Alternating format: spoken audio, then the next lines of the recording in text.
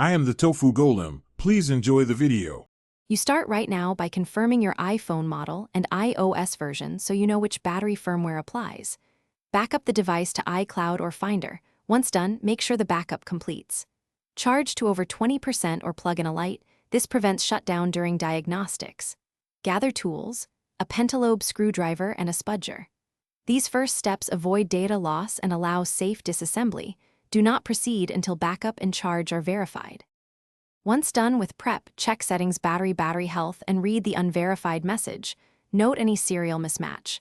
Power the iPhone fully off. Remove the display gently, work slowly to avoid tearing flex cables, and disconnect the battery connector. Document connector positions with clear photos. This helps if connectors look similar. Install a genuine or correctly matched replacement battery, seat it fully, reconnect the battery and display. Then torque screws to original positions before reassembly, so the device recognizes the new component. After reassembly, boot the iPhone and check battery health. A correct install and calibration should show verified status.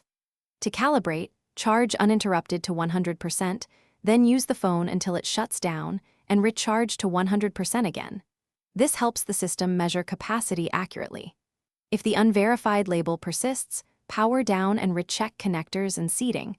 Once connectors are confirmed, consider reflash options if you have tools, or take it to Apple-authorized service.